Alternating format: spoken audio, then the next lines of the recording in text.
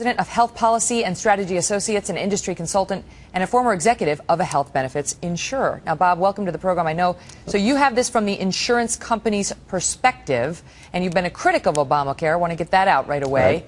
Right. But your thoughts now, I mean, tell us why you say that the White House is trying to intimidate these insurance companies. Well, I don't know if I'd use the word, go as far as say intimidate, but clearly the White House doesn't want insurance companies talking about what's going on here.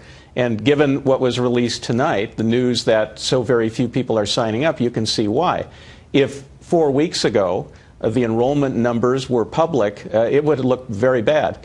I can tell you, based upon the information that I continue to get, this trickle of enrollment that you're reporting on for the first 3 days has really continued. Sure, Bob, the insurance industry came out almost immediately in a collective statement and said, you do this and you're going to see higher premiums. Explain that.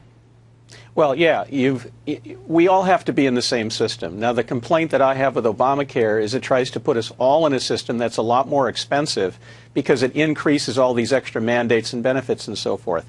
But the bottom line is everybody's got to be in one system or the other. We can't play a game where we decide where we can make the most money. So the president is now, at very least, an oversimplification. Well, you're looking at one of the people who the promise wasn't kept for. I have an individual health insurance policy. I received my cancellation letter a few weeks ago. It wasn't a junk policy. I think one of the things I hear the Obama administration say, we've got all these substandard policies. That just isn't the case. Breaking news. Evidence that the Obama administration is leaning on insurance companies to keep a lid on problems with the health care law rollout. Now, Drew Griffin on CNN's Investigations did the reporting. So, Drew, what's going on here? What have you learned? Anderson, what's going on is behind the scenes. It does not meet these requirements.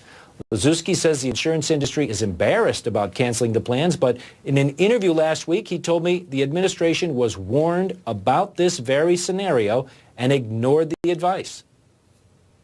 When the regulations are being put together, people in the insurance industry said, you're being overly regulatory, you're requiring too many things, you're making this too complicated, you're not letting people keep their plans who have them now.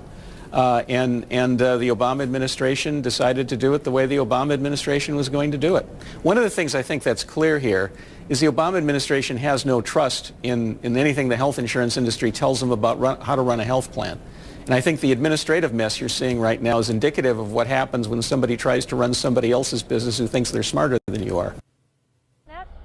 Robert Laszewski is president of Health Policy and Strategy Associates and a former executive of a health insurer. Bob, good to see you again. Good to see you. And let me start where Mark just left off, which is the gap, the people who are being kicked, the 5 million so far kicked off of their policies, who, I mean, are they going to be, will these people have health insurance come January 1?